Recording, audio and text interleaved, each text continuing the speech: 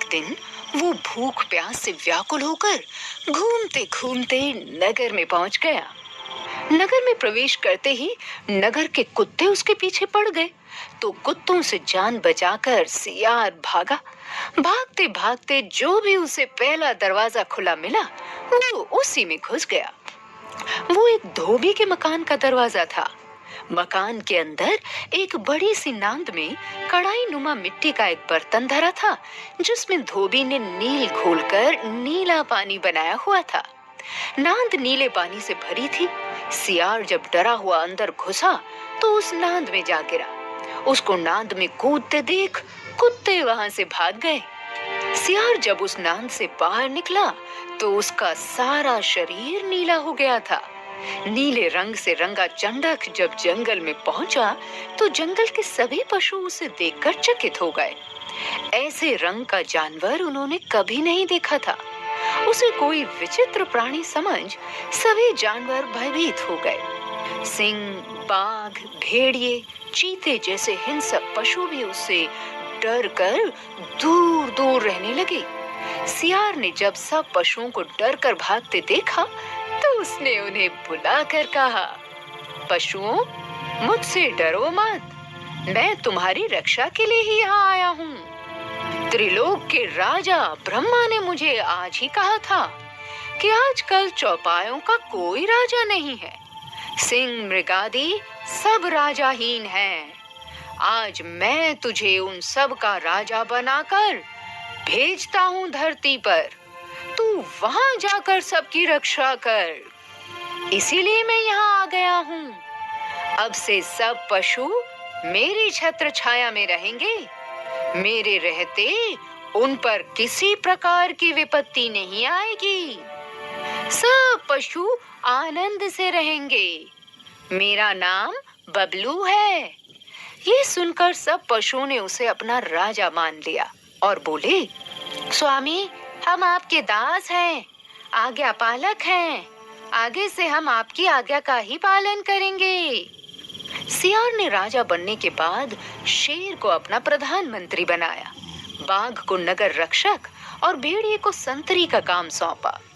अपने आत्मीय जन सियारों को उसने जंगल से बाहर निकाल दिया। उसने उनसे कोई बात नहीं की। उसके राज्य में शेर छोटे छोटे जानवरों को मारकर लाते थे और चंडक को भेंट कर देती थी। सियार उनमें से कुछ भाग खाकर शेष अपने नौकर चाकरों में बांट देता था। इसी प्रकार कई दिन बीत गए। एक दिन वो सभा में बैठा किसी गहन विषय पर बात कर रहा था कि तभी दूर वन में रहने वाले सियार सहसा समवेत स्वर में हुआ हुआ की आवाजें करने लगे। उन आवाजों को सुनकर सियार इतना हर्षित हुआ कि स्वयं भी हुआ हुआ करने लगा। वो ये बात बिल्कुल ही भूल गया कि अब वो यहाँ का राजा बना बैठा है। शेर, बाघ आदि पशुओं ने जब उसकी किलकारियां सुनी तो वे समझ गए कि चंडक ब्रह्मा का दूत नहीं बल्कि एक मामूली सियार है। कुछ देर तक सभी अपनी नासमझी पर लज्जित हो मुंह नीचा किए बैठे रहे, किंतु फिर उनके स्वाभिमान ने जोर मारा। शेर और बाघ सियार पर झपटे और उसके शरीर को चीर फाड़ कर रख दिया। दोस्तों, इसलिए कहते हैं कि जो व्यक्ति अपने आत्मीय जनों की अवहेलना करता है उसकी ऐसी ही दशा होती। हमें अपनी चालाकी का इस्तेमाल अच्छे कामों में करना चाहिए, ना कि दूसरों को धोखा देने के लिए। यह शिक्षा हमें इस पाठ को पढ़कर प्राप्त होती है। मैं इसके कठिन शब्द सबसे पहले करवाने जा रही हूँ। पहला कठिन शब्द है सियार, शिकार। आप देख ही पा रहे हैं, यहाँ पे मैंने इसे रेखांकित किया है काले पेन से। उसके बाद है भौंकते, रास्ता, खिड़की, अंधेरे। मैं ये इसके पृष्ठ भी आपको स्टडी मटेरियल में दे दूँगी। चुपचाप, परंतु उसका उच्चारण समझना बहुत आवश्यक है। जंगल। उसके बाद है भगदड़, परछाई, सूझा, फायदा,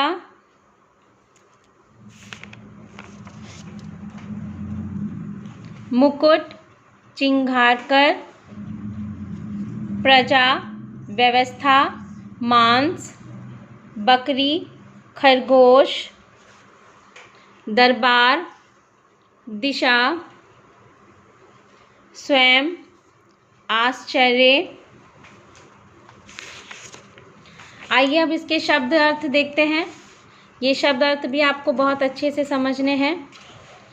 पहला है शिकार। शिकार का अर्थ है खाने के लिए मारा जाने वाला जानवर, यानी जिन जानवर को हम भोजन के लिए मारते हैं, जैसे बकरी, मुर्गी, ये सभी किस में आते हैं? शिकार, जिनका शिकार किया जाता है। हैरान होना, आश्चर्य करना। भगदड़, एक साथ बहुतों का भागना। विचित्र, अजीब। परछाई, छाया, शेडो जिसे कहते हैं। तरकीब, उपाय। धौंस, जमाना, अपना प्रभाव डालना। व्यवस्था, इंतज़ाम। आश्चर्य, हैरानी। देखिए आपने यहाँ पे हैरान होना और आश्चर्य करना, इसी को ही इसने बदल कर दिया है, तो ध्यान रखिएगा। आइए अब अभ्यास कार्य देखते हैं। मैं फिर से वही बात दोहरा रही हूँ कि अभ्यास कार्य जिन बच्चों के पास पुस्तक है वो पुस्तक में करेंगे, और जो आसनसोल से दूर हैं, उन्हें पुस्तकें नहीं मिल पा रही है, वो इसे किसी भी रफ कॉपी में करेंगे और यहाँ पर आने के बाद वो उसे फिर पुस्तक में करेंगे। ठीक है। वाक्य पूरे कीजिए। यहाँ पे कुछ शब्द आपको दिए हुए हैं, उन्हीं शब्दों का प्रयोग करके आपको वाक्य पूरे करने हैं। आइए देखते हैं। का में चलो कुत्तों से छुटकारा तो मिला, गैप तो लाखों पाए। तो यहाँ पे एक मुहावरा है, जान बची तो लाखों पाए।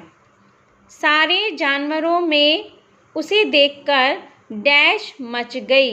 रिक्त स्थान की जगह पे क्या आएगा? भगदड़ मच गई, यानी सभी भगदड़ का अर्थ है कि सभी एक साथ भागने लगे उस विचित्र जानवर को देखकर। यह डैश जानवर कहाँ से आ गया? यह विचित्र जानवर, विचित्र मतलब जो कि जिन्हें आम हम नहीं देखते हैं, कुछ अलग हो। नीले सियार को एक डैश सूझी, सूझी मतलब समझ आना, तरकीब। नीले सियार को क्या तरकीब सूझी? कि वो इनके डर का फ़ायदा उठाएगा। जंगल का राजा कहकर अपनी डैश जमाता हूँ, धौंस जमाता हूँ। धौंस मतलब अपना प्रभाव डालना। आइए और अभ्यास कार्य देखते हैं क्या है। यहाँ पे कुछ विलोम शब्द लिखने हैं। भलाई का विलोम, विलोम मतलब उल्टे अर्थ, जिनके अर्थ उल्टे बताने हैं हमें। भलाई का क्या होगा? बुराई। छुटकारा का बंधन। प्रजा का राजा। सुरीला बेसुरा। मूर्खता चालाकी। अंधेरा उजाला। यहाँ पे देखिए शब्द दिए हैं, इन्हीं का ही आपको विलोम बताना है। ऐसे कोई कठिन शब्द इसमें नहीं है। बुराई, बंधन, राजा, बेसुरा जिसमें सुर ना हो, चालाकी जो बहुत चालाक हो, उजाला रोशनी। देखिए इसमें और कुछ जानवरों की आवाज़ें हैं जिन्हें आपको कुछ नहीं करना है, सिर्फ आपको इसे याद करना है। जैसे कुत्ते की आवाज़ को हम हिंदी में भौं भौं करता है, शेर गुर्राता है, बकरी मै करती है, गधा जो होता है वो ढेंचू करता है, हाथी चीं करता है और सियार हुआ करता है। तो ये कुछ आवाज़ें हैं जो विभिन्न जानवरों की यहाँ पे दी गई है। इसके अतिरिक्त इस पाठ में 6 प्रश्न उत्तर है जो कि मैं आपको यहाँ समझाने जा रही हूँ। यहाँ देखिए, आपको भी पुस्तक में सिर्फ कक्षा नहीं लिखनी, इसी तरह से पाठ 3 और पाठ का नाम लिखना है, एक लाइन छोड़कर इस तरह से, और सुंदर शब्दों में नीले रंग का प्रयोग करना है आपको लिखने के लिए। क्लास 3 में आपको पेंसिल का प्रयोग करना है। क्लास 3 के लिए सिर्फ पेंसिल ही प्रयोग करेंगे आप। 4 में जाके आप उस पेन का ही प्रयोग करेंगे। आइए देखते हैं। प्रश्न 1, सियार खुली खिड़की से अंधेरे कमरे में कूदकर कहाँ गिरा? तो इसका उत्तर देखते हैं। सियार खुली खिड़की से अंधेरे कमरे में कूदकर वहाँ पड़े नीले रंग के एक बड़े बर्तन में गिरा। यानी उस बर्तन में नीले रंग का पानी था, उसी बर्तन में सियार गिरा। प्रश्न 2 है, सियार पूरी रात कहाँ छिपा रहा? सियार पूरी रात कपड़ा रंगने वाले के घर में छिपा रहा। यानी कि जहाँ पे वो गिरा था नीले बर्तन में, उसी कपड़े रंगने वाले के घर में ही वो डर से छुपा रहा। अगला प्रश्न 3 है, जंगल के जानवरों में भगदड़ क्यों मच गई? जब जंगल के जानवरों ने रंगे सियार अर्थात नीले सियार को देखा तो उनमें भगदड़ मच गई। नीले सियार को देखकर जंगल के जानवरों में भगदड़ मच गई। सियार को क्या तरकीब सूझी? उत्तर है, सियार को यह तरकीब सूझी। यहाँ पे देखिए सूची नहीं है, सूझी। सूझी मतलब उसको समझ में है, उसके मन में एक आइडिया आया या तरकीब आई, सूझी। इसके बाद है, वह जानवरों के डर का फ़ायदा उठाएगा और जंगल पर राज करेगा। तो उसे क्या तरकीब सूझी? यहाँ पर सियार को यह तरकीब सूझी कि वह जानवरों के डर का फ़ायदा उठाएगा और जंगल पर राज करेगा। प्रश्न 5 है, हुआ हुआ का गाना सुनकर नीचे सियार ने क्या किया? सॉरी, यहाँ पे नीचे लिखा हुआ है नीले सियार ने क्या किया। यहाँ पे गलती से मैंने नीला लिख दिया है, नीचे लिख दिया था नीले सियार ने क्या किया। सियार हुआ हुआ का गाना सुनकर ऐसा भूला कि वह स्वयं भी हुआ हुआ करने लगा। यानी जब सियार ने दूसरे सियारों की आवाज़ सुनी तो वो भी उसी आवाज़ में स्वर निकालने लगा। प्रश्न 6 है, नीले सियार को पहचानकर जानवरों ने क्या किया? नीले सियार को पहचानकर जानवरों ने उसे मार डाला।